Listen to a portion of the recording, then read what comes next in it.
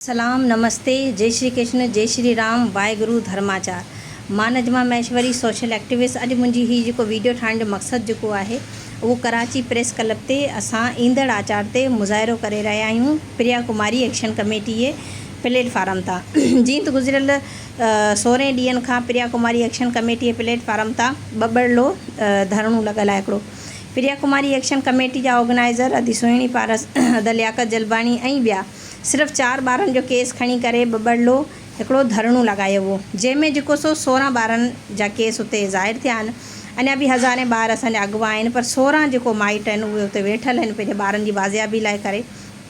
ऐं मुंहिंजी जेको सॼी सिंध वासियुनि खे, सोशल एक्टिविस्ट हुजनि, क़ौमी कारकुन हुजनि, क़ौमी अॻुवान हुजनि, ऐं जेको असांजी सिविल सोसाइटी हुजे, सभिनीनि खे हथ जोड़े अपील आहे त महिरबानी करे बबड़लो धरणे जी वारसी करियो। अगरि बबड़लो कोई नथो पहुची सघे त कराची प्रेस क्लब ते असां हिकिड़ो मुज़ाहिरो करे रहिया आहियूं ईंदड़ आचार ते। असां सां जुड़ो शाम जो 5 बजे।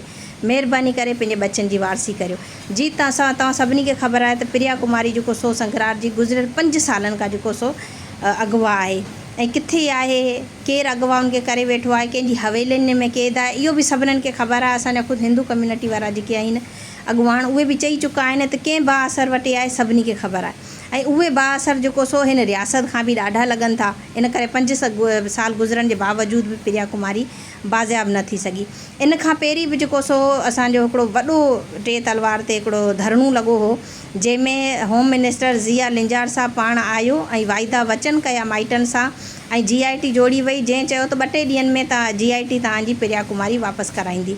पर उहे हिननि जूं GIT बि फेल थी वियूं, हिननि जा उहो वाइदा वचन बि धूड़ पइजी विया हलिया, खाक में मिली विया हलिया।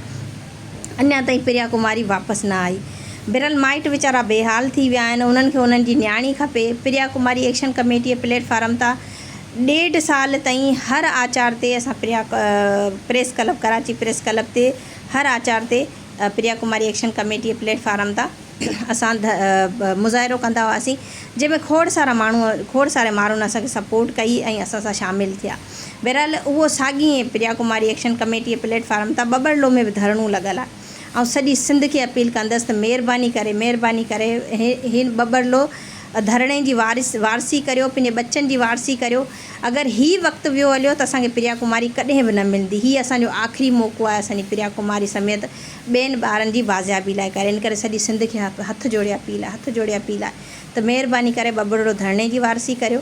ऐं जेको कराची वासी जेको बबड़लो धरणे में कंहिं बि वजह सां नथो पहुची सघे, उहो ईंदड़ आचार ते 12 जुलाई ते शाम जो 5 बजे कराची प्रेस क्लब ते मुज़ाहिरे में असां सां जुड़े। वॾी महिरबानी। जी सिंध।